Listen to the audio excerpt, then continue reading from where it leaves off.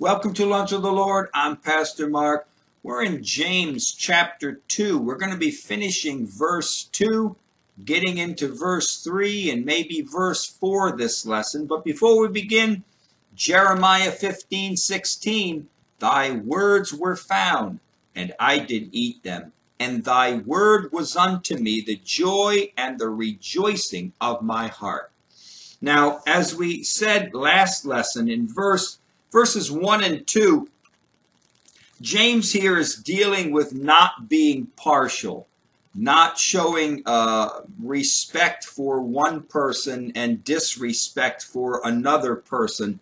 And mainly James is using the outward appearance or their status in this life as the determining factor.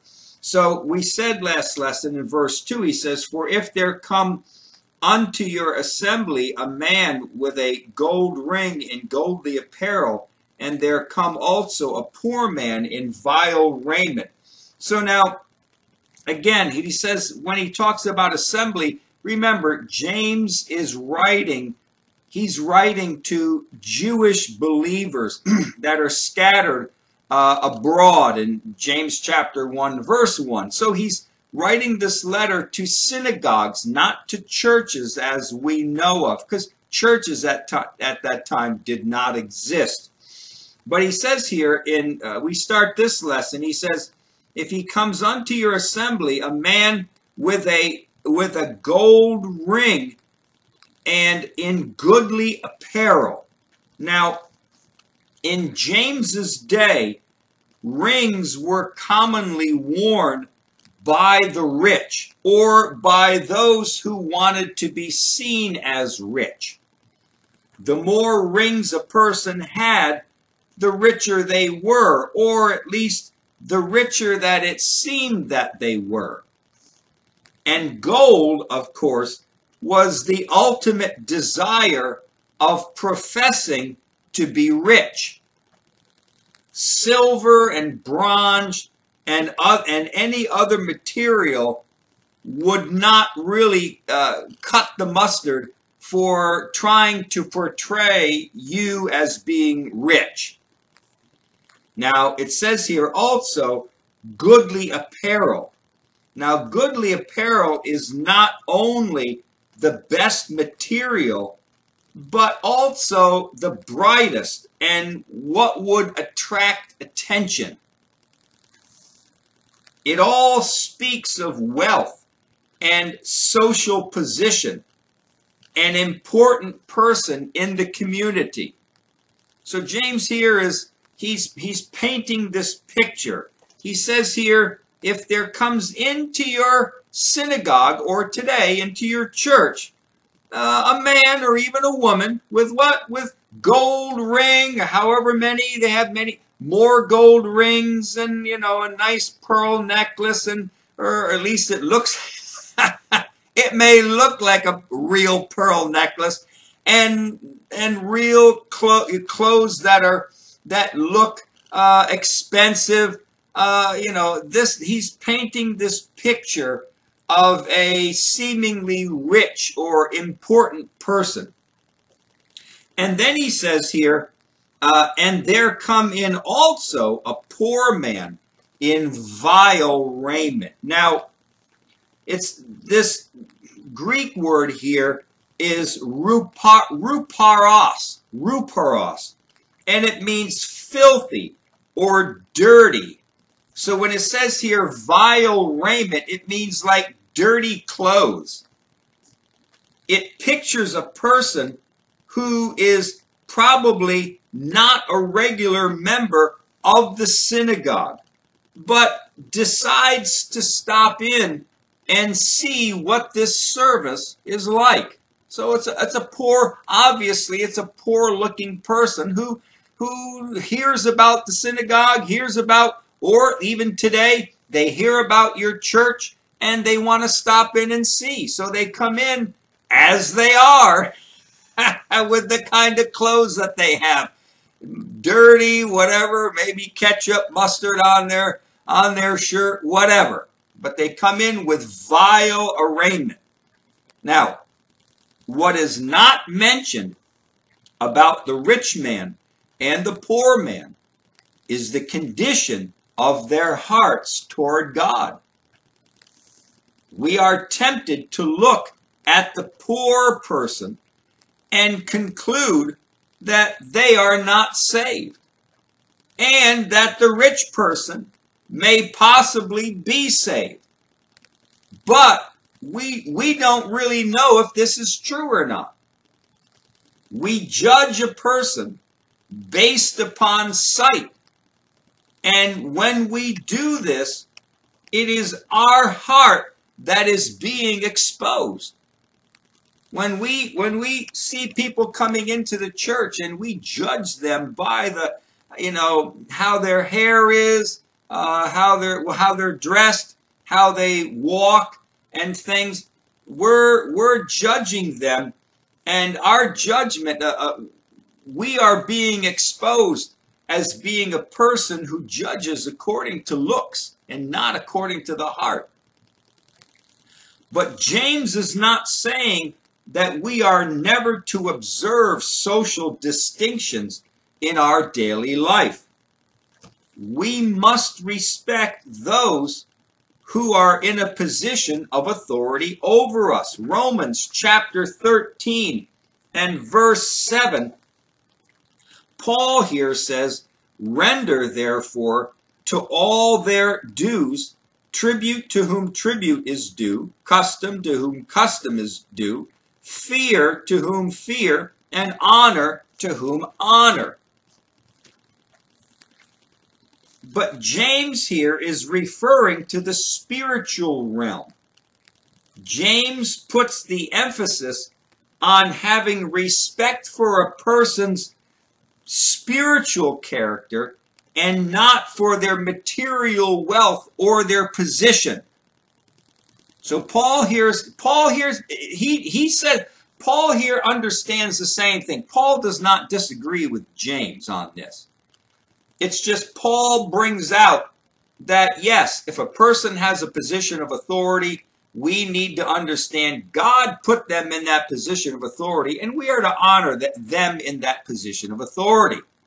But that's in the worldly realm. But in the spiritual realm, we are not to judge according to how they look or how they speak or how they walk and what we suppose they have. For a Christian to be considered spiritual, they must not show respect for any one person over another. A Christian should be looking at the things which are not seen. Every person who walks into the house of God is a guest. The emphasis should never be on the guests, but on God who gives the invitation. Let me say that again. The emphasis, when we go to church and we meet people in the church, the emphasis should never be on the people.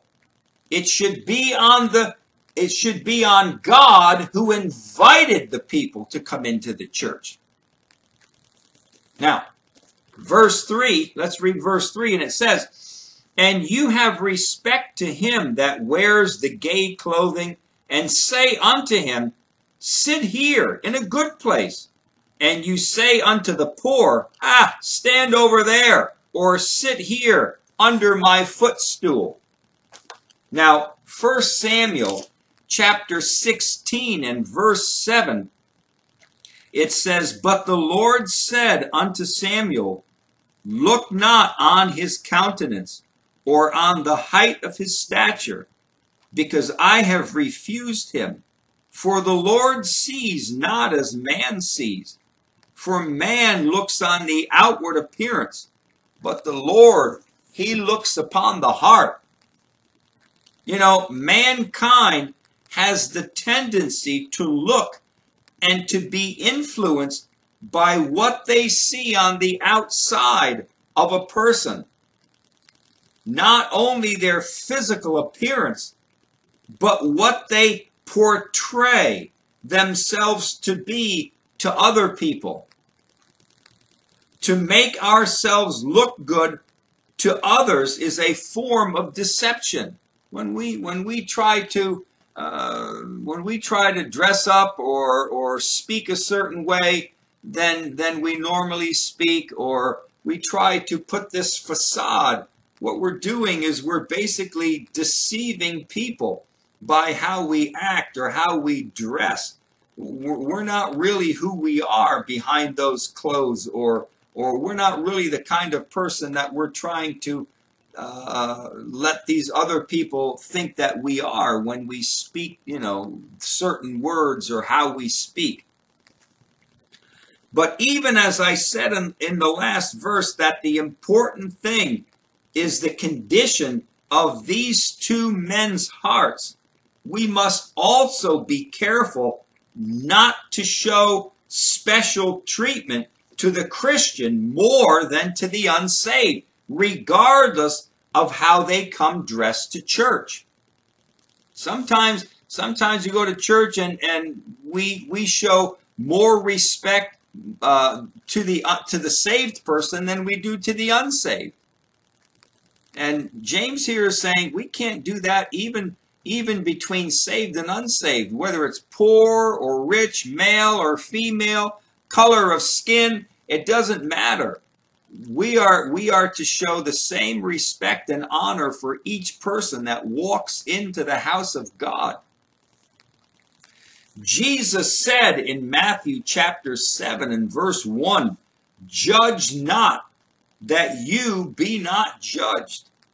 Because as sinful people, we are not able to judge properly. We do not see all and know all, and we cannot be in all places at once. Even if we do have anything in our life that obscures our vision of others, we still are not qualified to judge. We're not. Even if you've known somebody for 30 years and you've talked to them just about every day, and I know them, I know their heart, I know the kind of food they like, I know the drinks they like to drink, I know where they like to vacation and all that. I mean, I know this person. I can properly judge this person. I can, No, we can't, because we don't see into their heart like God sees. We don't know what they're thinking when they go to bed at night or when they wake up in the morning. We don't really truly know them. We think we do, but we don't. We are not to judge and to be partial to others, because we do not want God doing the same thing to us. Again, as I said before, if we show partiality at church or at work or wherever, it reveals our heart's condition. It reveals that that's what we are. Our heart is wrong. Maybe not theirs, but ours is wrong in doing it. Now, verse 4, and James here says, "Are you not then partial in yourselves, and are become judges of evil thoughts?" So if we give the rich person a nice place to sit in the church, and we say to the poor person, sit back in the corner. I got a nice seat back in the corner for you somewhere, right? If we do that, he says here, well then, aren't you then partial in yourselves, and you become judges of what? Evil thoughts. Evil thoughts. As we look at verse 4, let's notice 4 characteristics of what man-made religion is. All right? 4 characteristics of man-made religion. Number 1, man-made religion is a religion of show. In Matthew 23, let me turn to Matthew. Matthew 23, verse 14. And it says here, woe unto you, scribes and Pharisees, hypocrites, for you devour widows' houses, and for a pretense you make long prayer. Therefore you shall receive the greater damnation. So man-made religion is a religion of show. People make long prayers, they give lots of money, they wear expensive clothes, jewelry, they organize a fund for a new roof on the church, and it's all what? It's all for a show, to make it how good they look. A show to others and a show to God. But their real treasures are in this world. Their real treasures aren't in heaven. Their treasures are in the things of this world. Number two, man-made religion is a religion that cannot change the inner man. They are dead people filled with dead men's bones. Man-made religion can never bring life to a dead soul. Understand that. Number three, man-made religion is a religion not motivated to share it with others. The teachings of heaven and hell do not motivate them. They see things only with temporal eyes. This world is all that there is for them. That's it. And man-made religion considers that quite possibly there are many ways to heaven. Number four, and finally, man-made religion is a religion that goes through the motions without the heart involved. Isaiah chapter 1. I got to turn to Isaiah. Isaiah chapter 1.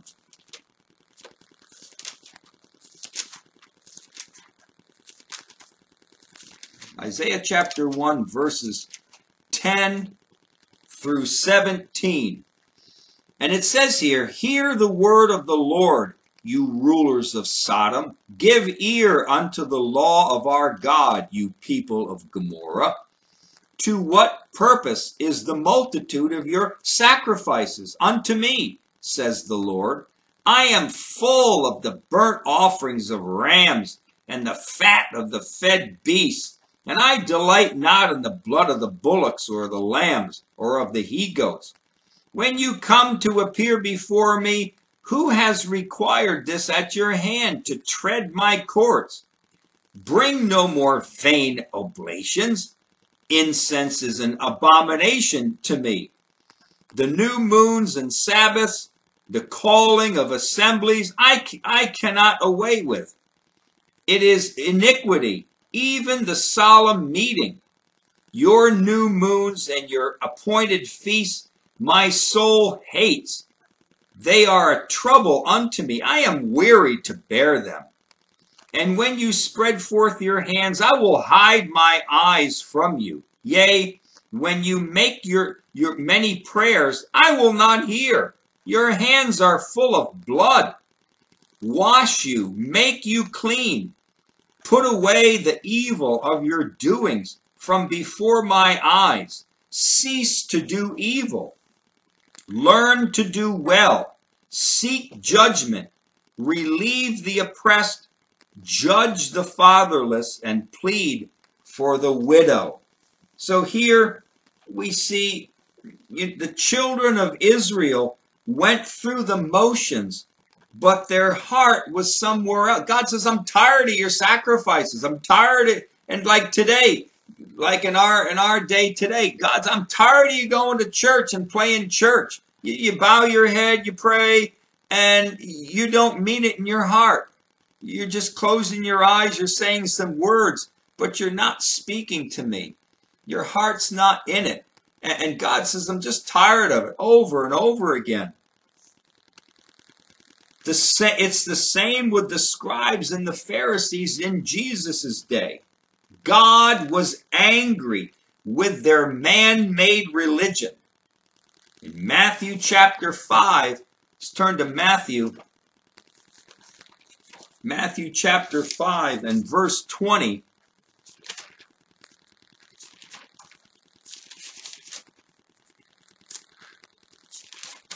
Matthew 5 verse 20 says, "For I say unto you that except your righteousness shall exceed the righteousness of the scribes and the Pharisees, you shall in no case enter into the kingdom of heaven." Jesus was telling them, your righteousness has to be better than the scribes and Pharisees. And I'm sure the disciples and anybody that heard him thought, well, that's not possible. We can't do that.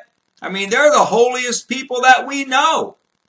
Well, the thing is can our righteousness exceed the righteousness of the scribes and Pharisees? Yes, it can. Why? Because it's not our righteousness. It's his righteousness. It's Christ's righteousness in us, that I may be found in him, not having mine own righteousness, which is of the law, but that which is through what? The faith of Christ, the righteousness which is of God. How? By faith. Not by works, but by faith.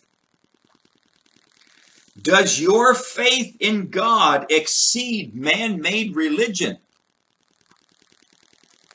Now, and then he asks this question in verse 4, "Are you not then partial in yourselves? Have you made distinctions and differences between people?" And the fact that it is in yourselves means that it comes from within your sinful carnal mind. That doesn't have the ability to judge right. So when he says here, "Are not you partial in yourselves?" it means in your sinful nature. Yes, the sinful nature is being partial. And then he says in the last part, "Are become judges of evil thoughts." Now, it should say judges with evil thoughts, not judges of evil thoughts. But if a person is partial and we're showing partiality towards people, it means we are a judge with evil thoughts. Evil here, the Greek word is poneros, and it means infectious evil. Poneros means infectious evil. The other Greek word for evil is kakos, which means intrinsic evil, evil within. But poneros means infectious. It means now the evil that's in your heart begins to go out, and it begins to infect people with you. You begin to infect people with your evil.